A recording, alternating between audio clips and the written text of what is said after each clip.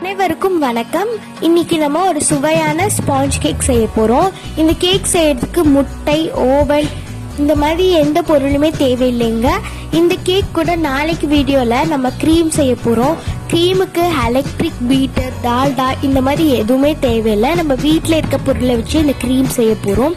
சுவையான கேக்கும் க்ரீமும் செய்யறதுக்கு நீங்க ரெடியா? இப்போ நான் ஸ்டார்ட் பண்ணிடுறேன். ஃபர்ஸ்ட் ஒரு பவுல் எடுத்துட்டு அந்த பவுல்ல 3/4 டம்ளர் அளவுக்கு நான் தயிர் ஆட் பண்ணிக்கிறேன். நீங்க முட்டை சேர்க்கிறவங்களா இருந்தா 3 முட்டை சேர்த்துக்கிடலாம்.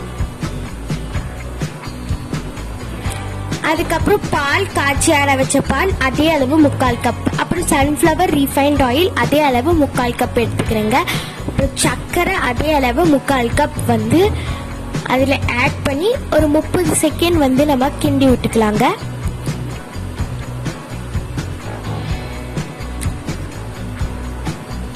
இதுக்கப்புறம் நம்ம ட்ரை இன்கிரீடியன்ஸ் ஆட் பண்ண போறோம். முதல்ல மைதா நான் நல்லா சலிச்சு எடுத்து வச்சிருக்கேன். இது 1.5 கப் ஆட் பண்ணணும். நீங்க 3/4 கப் சர்க்கரை சேர்த்துருந்தீங்க அப்படின்னா சர்க்கரை, பால் இதெல்லாமே நம்ம 3/4 கப் அளவு சேர்த்துருந்தோம். இப்போ மைதா மாவு நம்ம 1.5 கப் சேர்க்கணும். அதாவது 2:1 ரேஷியோல நம்ம சேர்க்கணும் மைதா மாவை. இப்போ இதை நான் உங்களுக்கு ஒரு 30 செகண்ட் பீட் பண்ணி காமிக்கிறேன். இது கூட நம்ம 1 ஸ்பூன் அளவு பேக்கிங் பவுடர் ஆட் பண்ணிக்கிறேன். 1/2 ஸ்பூன் அளவு பேக்கிங் சோடா ஆட் பண்ணிக்கிறேன். அதுக்கப்புறம் நான் ஏலக்காய் பொடி ஆட் பண்ணிக்கிறேன். இது வேணும்னா நீங்க ஸ்கிப் பண்ணிக்கலாம். இல்லை உங்ககிட்ட வெனிலா எசன்ஸ் இருந்ததுன்னா அதை ஆட் பண்ணிக்கலாம். இப்போ ஒரு பாத்திரத்துல கொஞ்சம் நெய் எடுத்து நான் தடவிக்கிறேன். நீங்க ஆயில வச்சு தடவினாலும் ஓகே தாங்க.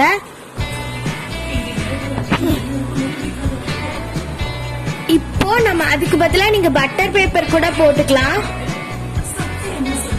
அது மேல நம்ம மைதா மாவை நான் கொஞ்சம் தூவி விட்டுக்கிறேங்க.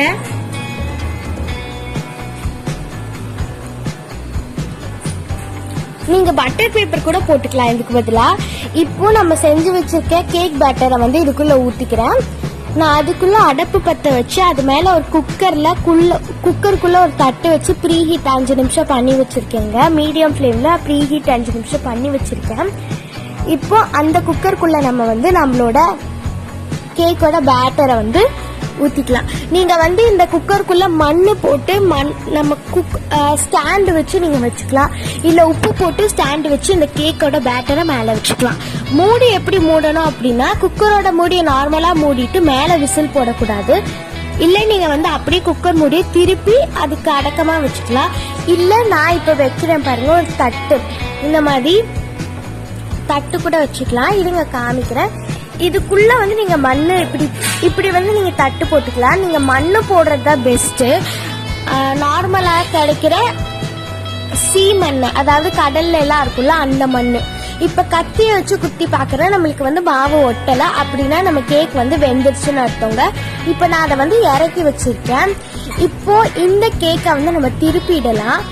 ஒரு பிளேட் எடுத்துட்டு அதுல நம்ம கேக்கோட அந்த கிண்ணியை வச்சு 2 டைம் தட்டினாலே போதும். உங்களுக்கு கேக் அவ்வளோ சுலபமாக வெளியில் வந்துடும். ஏன்னா நம்ம எண்ணெய், மைதா மாவெல்லாம் அது வெளியில் வரதுக்காக தான் போட்டிருக்கோம்.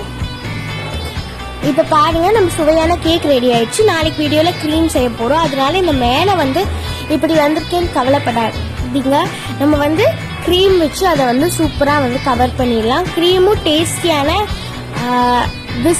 ஹேண்ட் பீட்டர் இல்லாம டால்டா இல்லாம நம்ம க்ரீம் செய்ய போறோம். நம்ம வெனிலா ஸ்பாஞ்ச் கேக் ரொம்ப சூப்பரா ரெடி ஆயிடுச்சு. நீங்களும் ட்ரை பண்ணி பாருங்க.